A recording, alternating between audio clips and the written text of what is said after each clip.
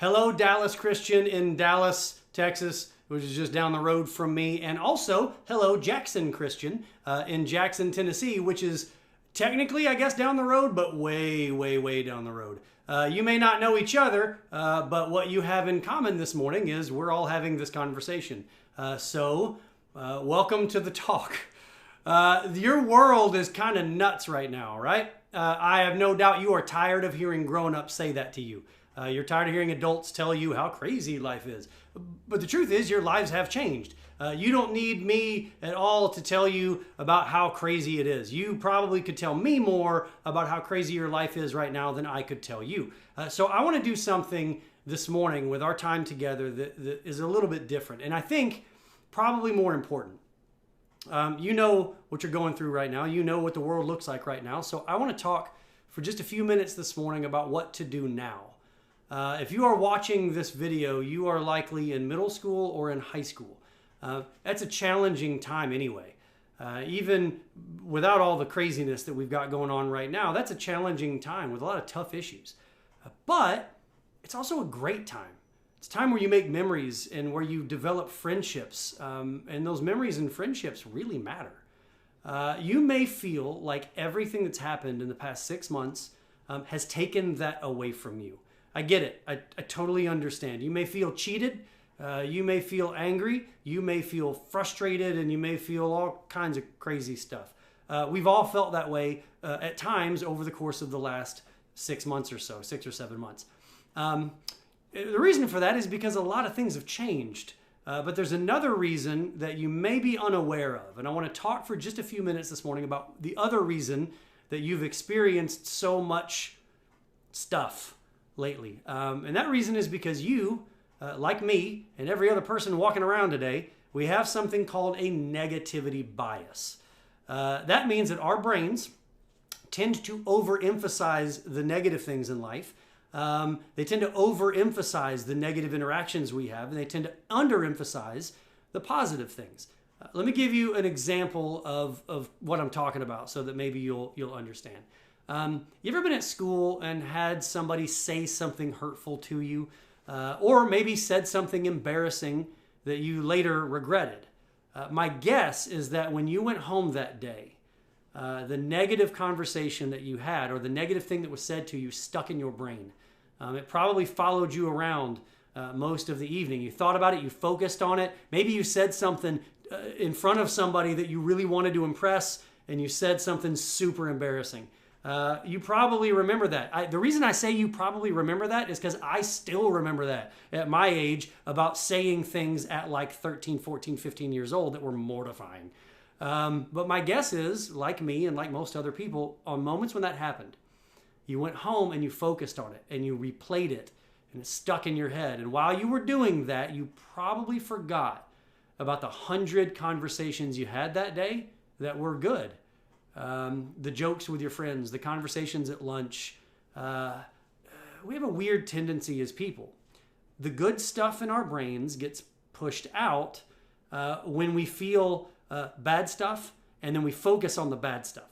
So the good, the pile of good gets moved aside so that we can focus on the one negative or the two negatives. And that can make us feel at times like things in the world are even worse than they already are, because we're not counting the blessings. We're not counting the gifts. We're not counting the positive interactions. Like I said, when we're at home replaying negative conversations, we're not thinking about all the good ones we had that day. Throughout your life, you will always have to be aware of your tendency to do exactly what I described this morning. It's not wrong. It's not bad. It's just kind of the way our brains work. It's actually one of the ways in which our brains try to keep us safe. I know that sounds weird, but the point is that there's nothing wrong with having a negativity bias. We all do. The thing is, we need to know that our brains are prone to this behavior, and then we need to know what to do with it. So what do? We have to make a choice, and this choice is more important for you today. As I stand here in my office at the end of August in 2020, it's more important today. This choice that I'm going to describe is more important today than it's ever been. In my lifetime, and my guess is for you, yours as well. The choice is you have to be intentional about choosing to focus on good things. We make a choice to talk about good things. Right now, there are a lot of people talking nonstop about all the bad things in this world. You know why? Because of our negativity bias, negativity just gets our attention. We're more drawn to negativity than we are to positivity. We all say, you probably heard all of us adults complain about how the news is always bad. Well, because when they say good stuff, you turn the channel. Like when they have happy stories, nobody watches those. Nobody watches stories about puppies and kittens. We watch the bad stuff though. Something's on fire, you got my attention. Cute puppy on the news, probably not gonna watch that one. I don't know, maybe your social media looks different than my news consumption. It probably does. But the idea is the same, that negativity tends to get our attention. When the media focuses on all the ways in which our culture is divided, we pay attention to that. When stories come out giving us grim, dark, scary news about the coronavirus, we pay attention to that. Now, look, that's not to say that those stories aren't important. They certainly are. Adults who are making decisions about school and about church and about businesses and communities certainly need to be aware of what's happening in terms of the virus. And we all need to be aware of what's happening in the culture as a whole. So I'm not saying that stories on negativity are inherently bad, but there is something important for you right now at the stage of life that you are in. Dallas Christian students, Jackson Christian students, the stage of life that you are in, your job is to be a middle school student or to be a high school student. That's your job. Your job is to grow. Your job is to enjoy your life. Your job is to develop relationship skills and life skills. Your job is to mature your faith into something that will last into adulthood. One of the ways that you can do that is by learning to focus your mind on the things that benefit you, to train yourself to see what's right in the world. Yes, I have a clinical background. I am a therapist. But what I just described is not a clinical idea. In fact, it goes back a really long ways. The Apostle Paul talks about this exact idea of focusing on the good. He talks about it in the book of Philippians. He tells us not to be anxious. Anxious is a big word because it's how a lot of people in our culture right now feel. We feel anxious. Anxiety is one of the most crippling issues that I deal with on a day-to-day basis with people in my office, is people struggling with anxiety. So let's pick up a little bit of reading in Philippians. I'm going to be in Philippians chapter 4. I'm going to start reading in verse 6. Do not be anxious about anything, but in every situation, by prayer and petition, with thanksgiving, present your requests to God. And the peace of God, which transcends all understanding, will guard your hearts and your minds in Christ Jesus. So right out of the gate, Paul gives us step one in not feeling anxiety, and that's we got to pray. Whatever you're worried about, whatever you fear, whatever's making you anxious today, pray. Pray for God's comfort, pray for his guidance, pray for his peace. And then we get to verse 8. Verse 8 is a really powerful takeaway for us today. I'm going to read in verse 8. Finally, brothers and sisters, whatever is true, whatever is noble, whatever is right, whatever is pure, whatever is lovely, whatever is admirable, if anything is excellent or praiseworthy, think about such things. I love this verse. It's one of my favorite verses in the Bible. I think all of us could stand to recite it every morning.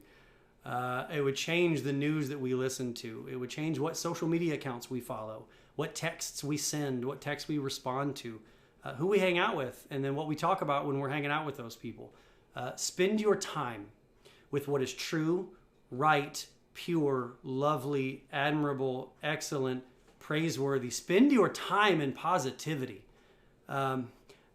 If you're in middle school and high school right now, it's more important for you to hear this now than it's ever been. Focus on good things. Surround yourself with good things. Go through your social media accounts and unfollow or mute people who don't fall into these categories. I realize that you can't evaluate somebody based on a single post. We're all prone to posting things when we have a bad day that's super negative. I get it. But maybe look at the totality of the social media accounts that you follow. Look over the course of a month. Are you following people who do nothing but complain? People who do nothing but point out what's wrong with the world, or point out why we should all be angry at each other, or why we should all hate each other, or where the division should be, or why we should all be petrified and none of us should ever leave the house. Unfollow. Mute. You don't have to bring that negativity into your life. You can find that information without the negativity that comes by following a whole bunch of people who crowd our social media space with negativity. Let's make it a bit more personal. Do you have friends who talk about nothing other than the bad stuff? Change the subject. Point to something good. Point the conversation to something good. And if that doesn't work, honestly, maybe spend less time with friends who can't seem to talk about anything other than bad stuff. Things are hard right now.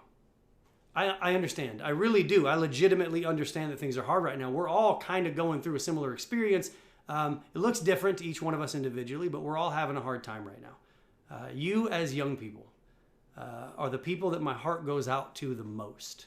I work with families and I work with people of all ages, but you as young people, especially in the secondary level, my heart goes out to you more so than almost anybody else in this culture right now, because this is a time in your life where most of your life happens outside your home, and you've been home a lot lately. My heart breaks for the things that you've lost, but you haven't lost everything. There's still an awful lot of good in this world. There are a lot of blessings in your life, and blessings that if you choose to focus on will benefit you immensely. When you really try to focus on those blessings, when you really try to focus on those benefits, you will find that there are more blessings in your life than bad things, way more. You just don't give them nearly as much of your mental energy. The world's a good place. The world's a beautiful place. We're surrounded by blessings, but we're more interested in the problems.